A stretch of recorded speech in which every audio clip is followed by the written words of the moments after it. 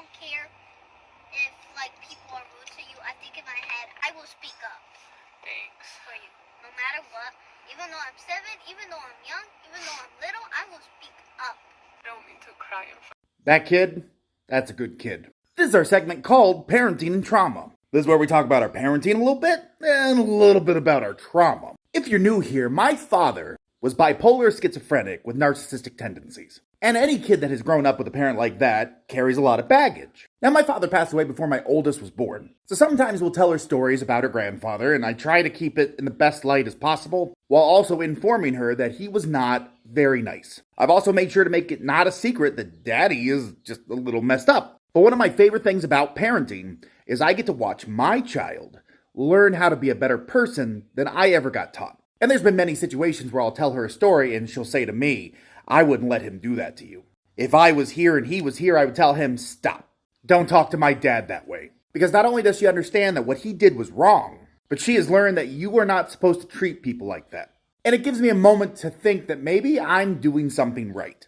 I tell her all the time, my job as a dad is to raise well-rounded humans. Teach them to be kind, considerate, understanding. She understands her body is hers, and nobody's allowed to touch her in any way. And there's a level of pride with knowing that you're teaching your children to not be like you or anybody else, just to be themselves, to stand up for themselves, to not let anybody make them feel small, especially not their dad. Now I got thick skin. I used to say the only reason it bothered me that my father would call me names like stupid is because he was my father.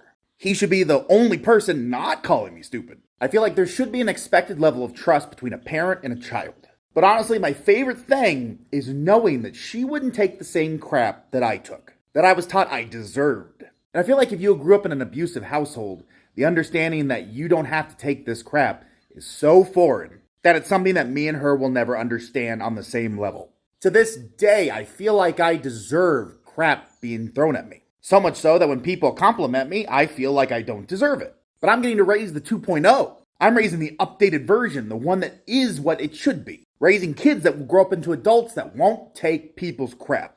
Kids that understand to walk away from ignorance. Kids that will ask questions. Kids that aren't afraid to be themselves. I spent years thinking I could fix what was wrong with me, when really all I could do was adjust and work with it.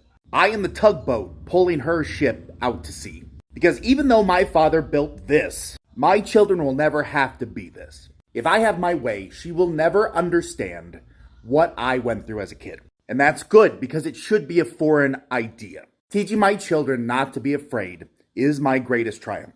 But know this, even though you do not feel like you deserve your children's praise, you do. When your kids tell you you're doing a good job, believe them. Raise a generation that believes in itself, not one that thinks it deserves the abuse. And don't come telling me that you deserve the abuse. You didn't. If nobody's told you today, you're doing a great job. Don't you let anybody else tell you otherwise. Be the adult you needed when you were little. You got this.